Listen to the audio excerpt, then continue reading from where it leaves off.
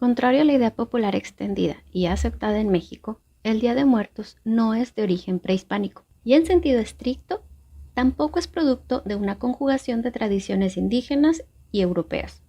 De hecho, las festividades de los días 1 y 2 de noviembre, que no se deben confundir con las prácticas y celebraciones funerarias ancestrales mesoamericanas, cuyas características eran otras y se realizaban en fechas distintas, tuvieron su origen en la Europa medieval y fueron instituidos por la Iglesia Católica el día 1 de noviembre para celebrar a todos los santos, principalmente a los santos desconocidos, es decir, a los millares de mártires cristianos, para que ninguno se quedara sin fiesta. Y el 2 de noviembre, llamado el Día de los Fieles Difuntos, como su nombre lo indica, fue dedicado a quienes reposan en Cristo, pero no alcanzaron el cielo, debido a que fallecieron sin haber cumplido las penitencias que le fueron impuestas en vida y se hallan en este momento en el purgatorio. Esta fecha fue concedida para que los vivos, a través de oraciones, súplicas y ofrendas, ayuden a estas almas a limpiar sus pecados y así logren la salvación. Hola, gracias por pasar a saludarnos. El día de hoy exploraremos un poquito la historia del Día de Muertos, sus orígenes, simbolismos y mitos actuales.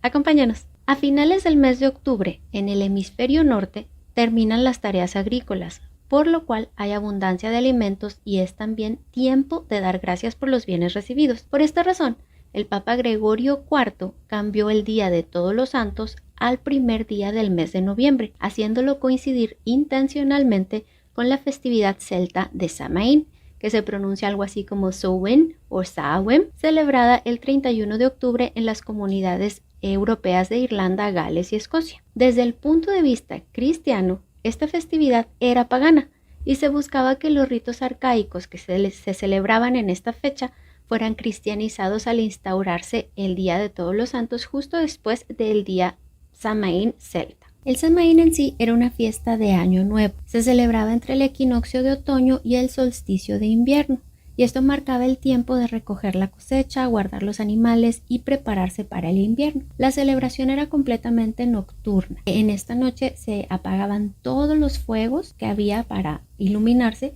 y se encendía una nueva hoguera y era conocido como el fuego nuevo. Este fuego nuevo se hacía con huesos de animales que habían sido sacrificados y se le conocía como bonfire, de donde se tomaba el fuego con antorchas para volver a encender todas las antorchas de los hogares y así iluminar todo el pueblo. Los celtas, al igual que otras culturas de la antigüedad, creían que el Año Nuevo era también el día en que los difuntos ancestros regresaban para convivir con los vivos, y de ahí los símbolos funerarios que se utilizaban, disfraces, máscaras en todas estas festividades. En las puertas de las casas se colocaban velas encendidas y se creía que esto ayudaba a iluminar el camino de los difuntos. Pero no solo fue entre los celtas, sino en toda Europa. La noche de la víspera de Todos los Santos, que señala la transición del otoño al invierno, era el día en que las almas de los difuntos regresaban a sus antiguos hogares para calentarse en el fuego nuevo y confortarse con esa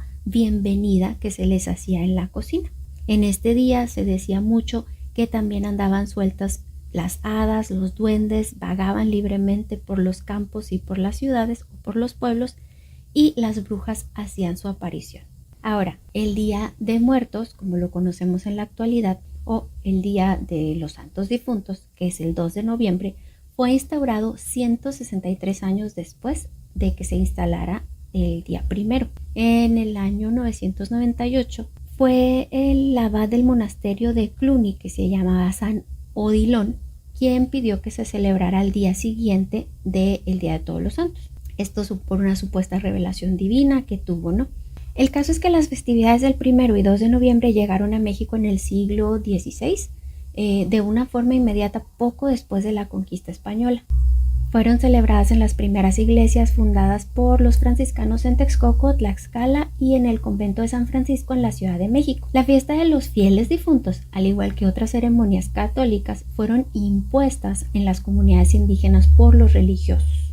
Lo que denominamos como culto a los muertos o culto a los antepasados corresponde en realidad a una elaborada y compleja tradición ancestral de las culturas mesoamericanas, cuyas prácticas y significado desconocemos prácticamente en su totalidad. Esto de acuerdo a la poca información que se ha adquirido de los monumentos, esculturas, la pictografía de los códices y algunos hallazgos arqueológicos, eran una parte central de sus creencias religiosas. Sin embargo, aunque algunas de estas prácticas perduraron en los siglos posteriores a la conquista, no se juntaron o se sumaron estas prácticas con el culto católico a los fieles difuntos. Es decir, no se agregaron a esto. ¿Por qué?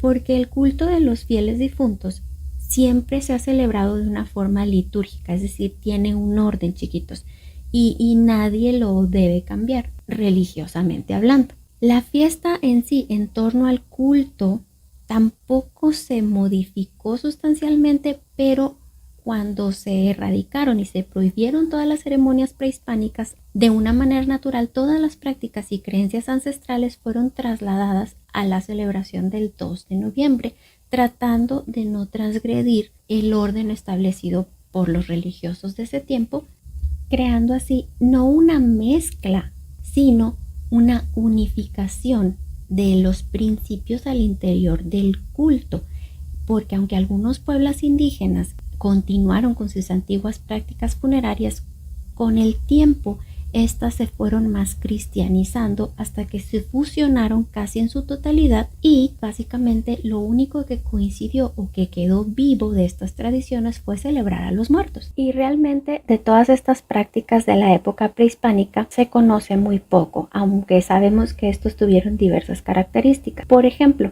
en la cultura mexica, su calendario anual consistía en 18 veintenas y hubo por lo menos 4 de estas en las que se llevaba a cabo una celebración funeraria.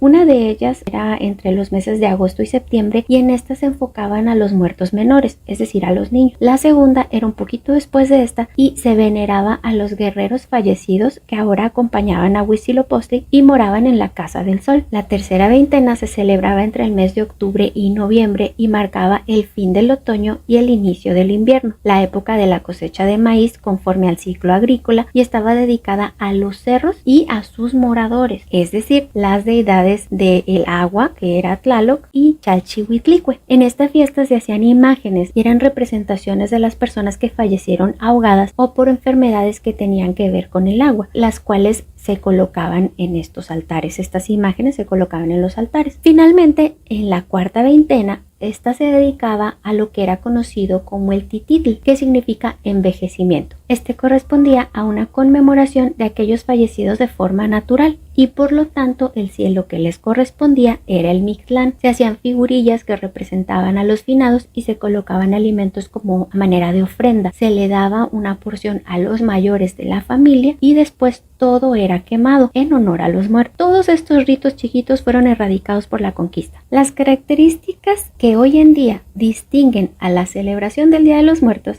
con el colorido y dimensiones de los altares, arreglos de flores, papel picado, pan de muerto, frutas de temporada, alimentos preparados, las calaveritas de azúcar, las ofrendas en los panteones, todo parece evocar al mundo prehispánico, pero la mayoría de estos componentes que creemos de origen mexicano tienen sus antecedentes en celebraciones europeas. El pan de muerto, por ejemplo, viene originalmente de una costumbre católica en la cual el Día de Todos los Santos, que era el día 1 de noviembre, se exponían públicamente huesos de los mártires cristianos que ya estaban beatificados en las parroquias principales, y se invitaba a los feligreses a visitarlos y rendirles tributo a estos huesos, ya que se creía que eran milagrosos. Con el tiempo, y como era imposible que hubiera huesos regados por todos lados, en las zonas españolas, por ejemplo, de León, Aragón y Castilla, se hacía un pan en representación de la parte del hueso del mártir que iba a ser exhibida al mismo tiempo en una parroquia principal. En Italia, por ejemplo, se hacían dulces con la forma del hueso que eran elaborados con una fruta. Algunos llevaban carne y pasta de almendras. A esto se le llamaba frutti dei morti,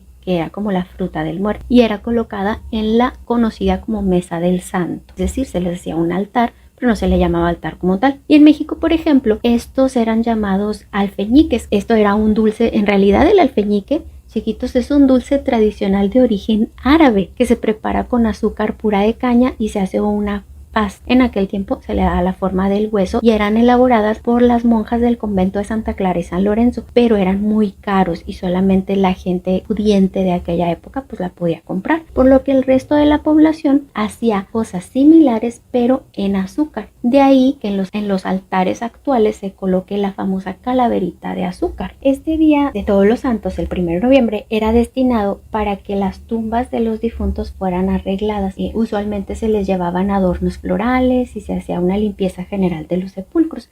Era para prepararles para que al siguiente día pudieran estar listas las tumbas para las 3 misas que se debían celebrar para el Día de los Fieles Difuntos. En España era una costumbre utilizar una flor que se llama siempre viva, particularmente la flor amarilla. Les voy a dejar una foto aquí para que vean el parecido que tiene esta flor con la flor de cempasúchil que se usa actualmente en México. Con el tiempo, en México se le retiró la autoridad a la iglesia sobre los cementerios y estos pasaron a ser propiedad del Estado, con lo cual se fue perdiendo un poco el sentido sacro o sagrado que se le daba originalmente a estas festividades. Los cronistas de aquel tiempo no dejaron de insistir en que esta parte de la fiesta ya no era religiosa, pues ya no había tristeza ni respeto, mucho menos duelo. Hay cronistas que se atrevieron a decir que se trataba de una fiesta tan alegre como la Nochebuena. Decían que se paseaban en el cementerio como si te pasearas en el Zócalo o en la Alameda. De acuerdo a los historiadores, se volvió algo así como un desfile de clases sociales, una competencia de cuál tumba quedaba mejor adornada. Después de visitar los panteones, se volvió una tradición que ya por la tarde, en el día 2 de noviembre, se asistía a una gala que le llamaban la verbena de todos los muertos o el paseo de los santos, justo en el Zócalo frente a la catedral, donde se montaban escenarios y